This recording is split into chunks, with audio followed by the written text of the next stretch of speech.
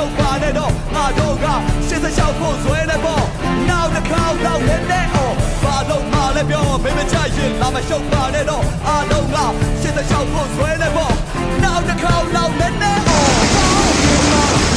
ဘာပြန်လာရလဲငါတို့ချမ်းသာတယ်ဟာ